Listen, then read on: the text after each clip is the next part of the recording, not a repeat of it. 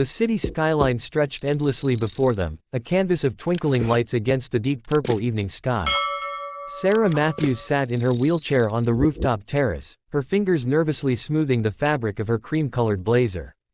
The gentle breeze carried the distant sounds of traffic and life continuing below, while she waited for yet another blind date she was certain would end in disappointment. At 32, Sarah had built her technology company from nothing into a multi-million-dollar enterprise. She was known for her sharp mind, her unwavering determination, and her ability to see solutions where others saw only problems. But 3 years ago, a drunk driver had changed everything in an instant.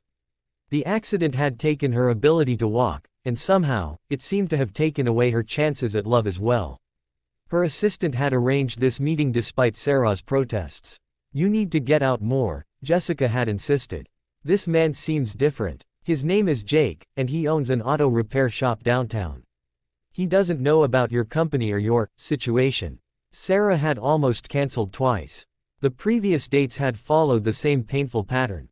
Men would arrive with flowers and confident smiles, only to stumble through awkward conversations once they realized she was in a wheelchair.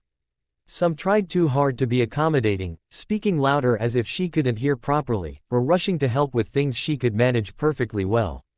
Others would make their excuses and disappear before the appetizers arrived. The elevator doors opened with a soft chime, and Sarah's breath caught in her throat. The man who stepped onto the terrace was not what she had expected. Jake Reynolds was tall and lean, with sun-weathered hands and kind eyes that crinkled at the corners. His dark hair was slightly tousled, and he wore a simple button-down shirt that had clearly seen better days. There was motor oil under his fingernails, and his boots had the worn look of someone who spent his days on his feet, working with his hands. Jake paused when he saw her, but not in the way others had. His eyes met hers directly, and a genuine smile spread across his face. He didn't glance down at her wheelchair with pity or surprise. Instead, he looked at her as if she were simply a woman he was meeting for dinner. "You must be Sarah," he said, walking over and extending his hand. "I'm Jake. I have to say, the view up here is incredible, but it's got nothing on the company." Sarah felt heat rise to her cheeks. When was the last time someone had made her blush? She shook his hand, noticing how warm and steady his grip was. "Thank you for coming. I wasn't sure you'd find the place." "Are you kidding? This building is beautiful. Though I have to admit, I felt a little out of place in the lobby." The doorman kept eyeing my boots like they might leave permanent scuff marks on his marble floors. Sarah laughed, a sound that surprised her with its genuine warmth. "Don't worry about Henry. He gives everyone that look. It's part of his charm." They settled into comfortable chairs arranged around a small table, the city lights creating a soft glow around them. A waiter appeared with menus and wine, but Jake's attention remained focused on Sarah. He asked about her day, her interests, her thoughts on everything from the weather to her favorite books. Not once did he mention her wheelchair or ask about her accident. "So what do you do for work?" Jake asked, cutting into his steak with practiced ease. "Jessica mentioned you work in technology, but she was pretty vague about the details." Sarah hesitated. This was usually where things became complicated. Men either became intimidated by her success or suddenly very interested in her. "Bank account. I run a software development company. We create accessibility applications for people with disabilities." Jake's eyes lit up with genuine interest. "That's amazing. I bet that makes a real difference in people's lives. How did you get into that field?" The question was so straightforward, so free of hidden motives, that Sarah found herself telling him the truth. She talked about her company's mission, about the satisfaction of solving problems that improved daily life for thousands of users. She found herself sharing stories about her team, her challenges, her dreams for expanding their reach globally. Jake listened with the kind of focused attention that made Sarah feel heard in a way she hadn't experienced in years. He asked thoughtful questions and shared his own stories about running his repair shop, about the satisfaction of fixing something that seemed beyond repair, about the regular customers who had become like family over the years. "There's this old woman, Mrs. Chen," Jake said, his eyes warming with affection. "She brings in this ancient Honda every few months. The thing should have died years ago, but she loves that car. Says her late husband bought it for her on their anniversary. So I keep finding ways to keep it running, even when I have to fabricate parts myself." That's beautiful, Sarah said softly. You're not just fixing her car. You're preserving her memories. Jake nodded, seeming pleased that she understood. Exactly. Sometimes the most important repairs aren't about the machine at all. As the evening progressed, Sarah felt something she had almost forgotten existed. She felt normal. Not like a successful CEO who happened to be disabled, not like a tragic figure deserving of pity or inspiration, but simply like a woman enjoying dinner with an interesting man.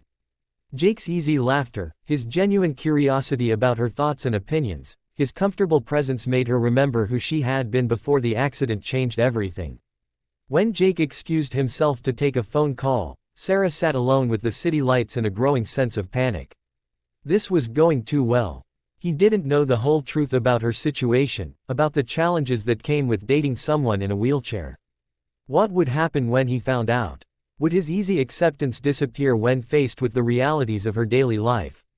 Jake returned a few minutes later, but his expression had changed. He looked troubled, distracted.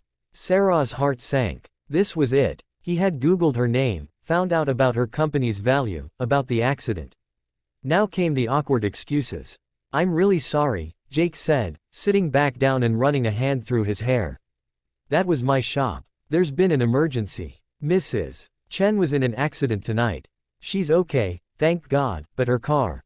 He shook his head. It's bad. Really bad this time. Sarah felt relief flood through her, followed immediately by concern. Oh no. Is she hurt? Just shaken up, thankfully. But she's devastated about the car. The front end is completely destroyed. I need to go see if there's anything I can salvage, anything I can do for her. She doesn't have much money for a new car, and that Honda means the world to her. Without hesitation, Sarah reached for her purse. Let me help. I can cover the cost of repairs or a replacement if needed. Jake looked at her with surprise. Sarah, that's incredibly generous, but you don't even know Mrs. Chen. I know she matters to you, Sarah said simply. And anyone who inspires that kind of loyalty from someone like you is worth helping. Jake's expression softened, and he reached across the table to take her hand. Someone like me. Someone who sees beyond the surface. Someone who understands that the most important repairs aren't always about the machine. They sat in comfortable silence for a moment, hands linked across the table. Sarah realized that her earlier fears seemed foolish now. Jake had shown her exactly who he was throughout the evening. He was someone who saw value in things others might discard, who understood that worth couldn't be measured by conventional standards. I should go, Jake said reluctantly. But Sarah, I've had an amazing time tonight. Would you maybe want to do this again? Maybe somewhere less fancy next time. I know a great little diner that serves the best pie in the city. Sarah smiled, feeling lighter than she had in months. I'd love that. But Jake, there's something I should tell you first. Something about me that you should know. Jake squeezed her hand gently. You mean that you're in a wheelchair? Sarah, I noticed that about 5 seconds after I got off the elevator.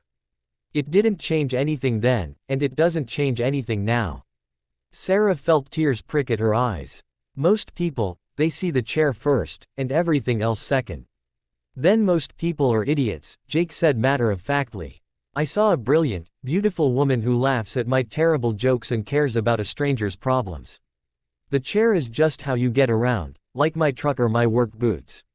It doesn't define you any more than my calloused hands define me. As Jake prepared to leave, he paused beside her chair. Sarah, can I ask you something? When did you stop smiling? I mean really smiling, not the polite version you probably use in business meetings. Sarah considered the question seriously. I guess it was after the accident. Smiling seemed inappropriate somehow. Like I was supposed to be tragic and serious all the time. Jake knelt down beside her chair, bringing himself to her eye level. Well, for what it's worth, you have a beautiful smile. And I hope I get to see more of it. 3 weeks later, Sarah found herself in Jake's repair shop, watching him work on Mrs. Chen's restored Honda. The old woman had been overjoyed when Jake had called to tell her the car could be saved after all. Sarah had quietly funded the extensive repairs, but Jake had done something money couldn't buy. He had worked late into the night for days, carefully rebuilding and restoring every damaged part with the love and attention the car deserved. She's going to cry when she sees this, Sarah said, running her hand along the Honda's gleaming hood. Jake wiped his hands on a rag and grinned at her. The good kind of crying, though. The kind that comes from getting something precious back when you thought it was lost forever. Sarah looked at Jake, covered in grease and beaming with pride at his work, and realized she understood that feeling perfectly. She had thought her chance at love was lost forever, damaged beyond repair by circumstances beyond her control. But sometimes, the most important repairs weren't about fixing what was broken. Sometimes, they were about seeing the value in something exactly as it was. She smiled then, genuinely and fully, feeling joy spread through her chest like sunlight. Jake was right. She had stopped smiling after the accident, believing that her changed circumstances meant her happiness had to change too. But sitting in this cluttered garage, surrounded by the tools of Jake's trade and the evidence of his generous heart, she realized that happiness had never required her to be anyone other than exactly who she was. When Mrs. Chen arrived to see her car, her tears of joy were matched only by Sarah's quiet tears of gratitude. She had expected this blind date to end in familiar disappointment. Instead, it had given her something she thought she had lost forever, the certainty that she was worthy of love, wheelchair and all. And perhaps most importantly, it had given her back her smile.